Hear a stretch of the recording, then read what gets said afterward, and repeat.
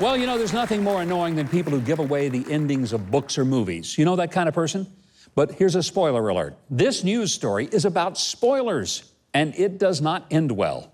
A Russian engineer and his comrade, welder, worked together in a lonely outpost in Antarctica. Recreation was limited to drinking and reading books. The welder read faster and developed a real bad habit of giving away the endings of the books. Well, after too many spoilers, and maybe too many shots of vodka, the slower reading engineer grabbed a kitchen knife and stabbed the blabbermouth welder right in the heart. And if that wasn't Boris Badinov, how old are you? Do you get that? You're old if you do. Got a lot of old people here tonight. I've figured that one out. Well, I should mention that they had 2 Russian TV channels that they could have watched, and they should have. You can't spoil a Russian TV show.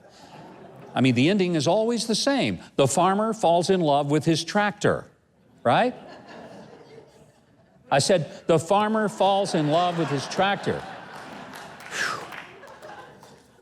We may need to pass out vodka to this crowd here tonight. Well, look, I wasn't sure about this story, but I decided to take a stab at it anyway. How's that?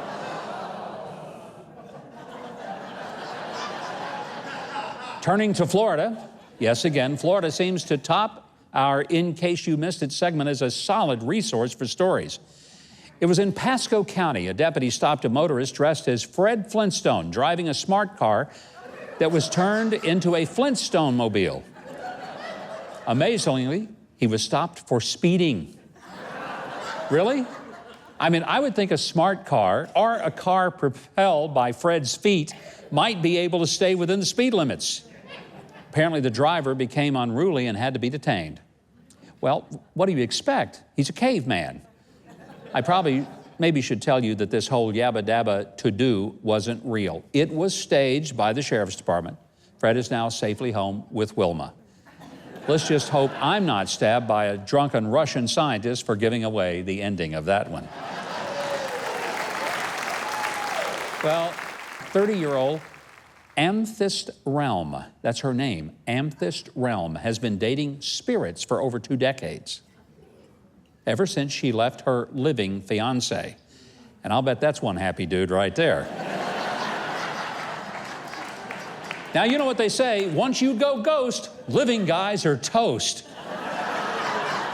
Or something like that. I mean, when you show up for a restaurant, table for one? Oh, you think so, silly waiter. Amethyst met the ghost of her dream while on a business trip in Australia. And she told the Sun newspaper, quote, I'd not had a phantom fling for a while. And then one day, while I was walking through the bush enjoying nature, I suddenly felt this incredible energy. Apparently, the ghost of her dreams was out back in the outback. But it was definitely apparition at first sight. The ghost popped the question 9 months after they first met. You wonder why he dragged his chains so long. Amethyst said that her betrothed didn't go down on a knee as, quote, he doesn't have knees. However, she said his voice was deep, sexy, and real. Gee, I always thought Casper's voice was a bit high-pitched. Well, let's hope this is no typical spectrophilia, and let's hope the happy couple really last, because I'd certainly hate to see Amethyst get ghosted by her one true specter. Oh, I know, I can hear the boos now out there, so I'm gonna move on. Now, before we wrap things up, we've got some random pictures from the interwebs that are just too good not to share. This one over in Asia, they found new life for old commodes as planters. I guess they come pre-fertilized. And then finally, my favorite trick of getting rid of tree trimmings, appealing to hipsters. There you go. Free organic wood.